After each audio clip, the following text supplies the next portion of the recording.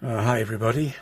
This is just a quick update on how my layout is going on, and two or three purchases I made. And the biggest purchase, if I can show you with this gimbal that I managed to get to work, is the Velux window. Can't get a proper shot of it where I'm standing at the moment. It's quite a large Velux window. Yeah, a little bit on the expensive side, but when it's been hot in the attic, it's been absolutely brilliant, especially when I get a cool breeze coming through and the air smells a bit fresher. But yeah, that's the biggest expense I've had to go to, which is money well spent. But it does mean some of the trains and things I want, I'll probably have to wait till next year now. What I've added to the the layout, is this shelf. Hopefully I'm working this gimbal as it should be. Yeah, I had so many small electrical components. I decided to build a shelf above what is the baseboard. The battens you can see around the edge, which goes to about 16 inches in on both sides. That's to take the upper floor where I'm going to have buildings, a roadway, so on and so on and so on. I've still got to work out how to get this thing in shot. And I've no idea what size the top layer is going to be, or what shape. It's highly dependent on the track, which is let's spin you around, the Pico track. I mentioned in the last video, apologies again if this is flickering. I've changed the gimbal to fluorescent bulbs and it's still flashing like crazy, so apologies for that. Yeah, so I'm going to put the track down next. And it's not O gauge, by the way. As it says there, it's double O. I assume Pico just use this box to put most of the track I purchased in. The only thing I'm not happy with is the back scene. Look at the state of that. Now, believe it or not, that went on really, really flat. And overnight, it seemed to expand, as did this.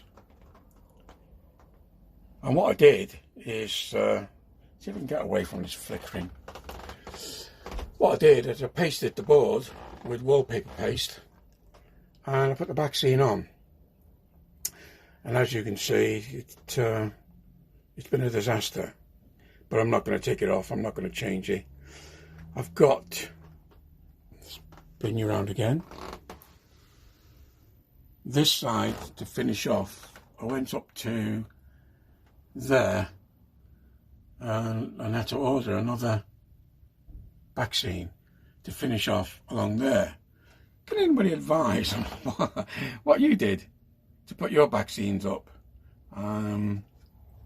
Yeah, because what I've got to do next is from that point there all the way around, right the way around to the other end, is a different back scene, which is going to be behind the buildings.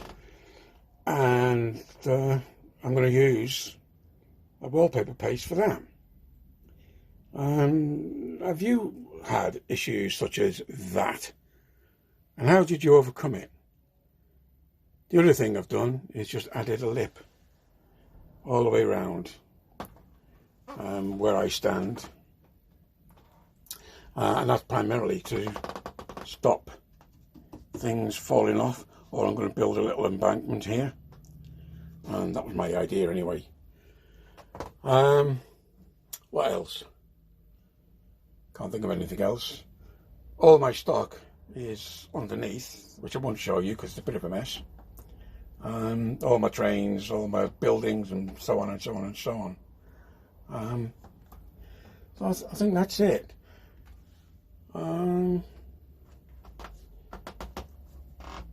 Yeah, I think that's it. By the way, this piece of wood here, which hasn't quite finished yet, will be going here. I've got to put inch by inch underneath to stop it moving laterally, and I'll be putting my controller on there. Well, that's my idea anyway. That could change. So that's what that's for. Two items I've purchased recently are these. Now everybody, well, lots of people have got this, which shows you the voltage you're using when you're running trains and that sort of thing. So it tells you the quality of the volts and ampage on your layout. I would have thought this would be brilliant for someone running DC, or even DCC, to tell you that if your loco's drawing too much power, it might be a time to re-energize your magnet, or replace the magnet in the loco, especially if it's a DC old type loco. So if that's drawing a lot of power when you run a particular locomotive, yeah, that will show you. The other thing I purchased are these. Now, they are DC Concept suppressors, and they clear out, or they give a clean signal on your bus, your DCC bus. Can't see it, they're reflecting on the light. And you put them in line on your DCC bus, and if you have a short circuit and it shoots a spike of electricity along your track, that takes out the spike, so it controls the voltage on your DCC bus should you have some sort of a spike or a short circuit. For the life of me, I can't remember. It wasn't expensive, it was quite cheap for these. That was about £70, I think. So that's it. Those, by the way, are the 4 lights, LED lights I want to put up, which hopefully get rid of this flickering from the fluorescent lights. Yep, I said it.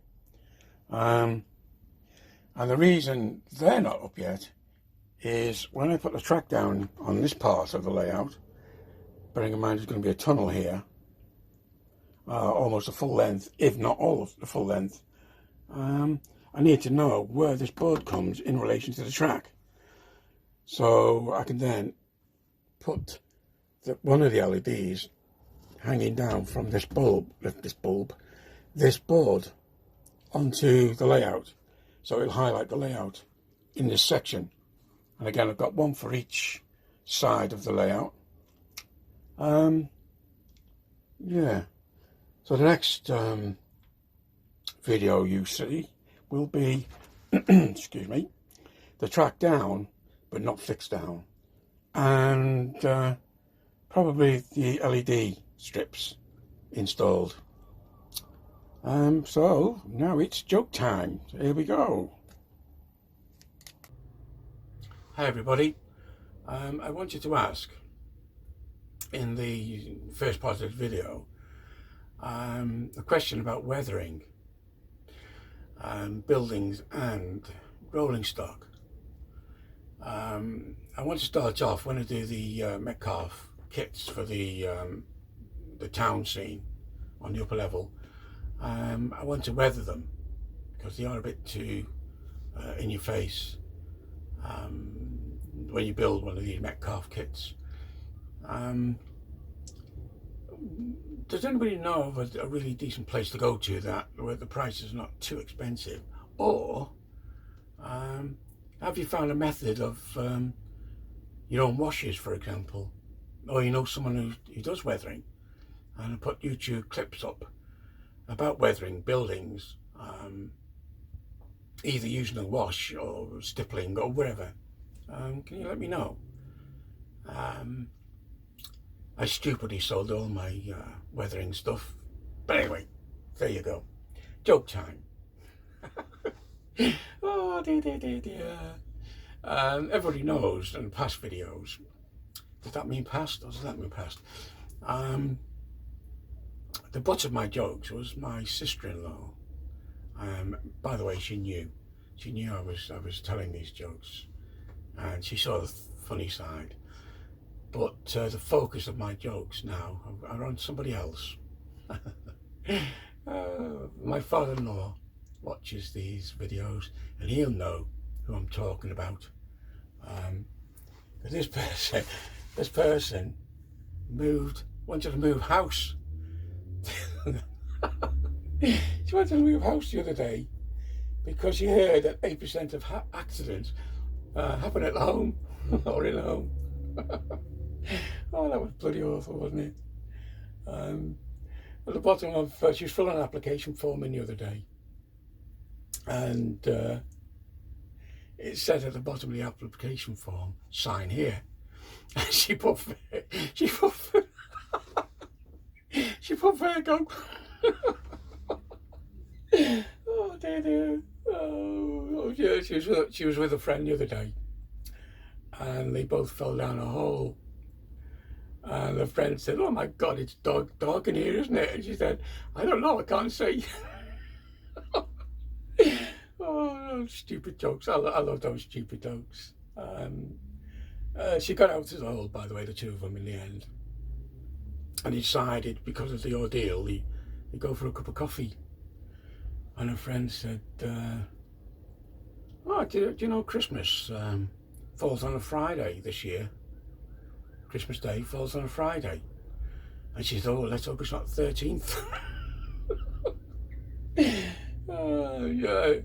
She took a book back to the library the other day, and she slammed it down on the counter and said that this is the worst book that she's ever read.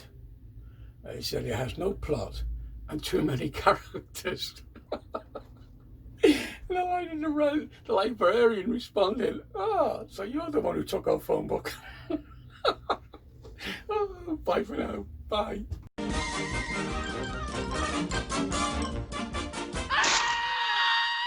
And that's all, folks.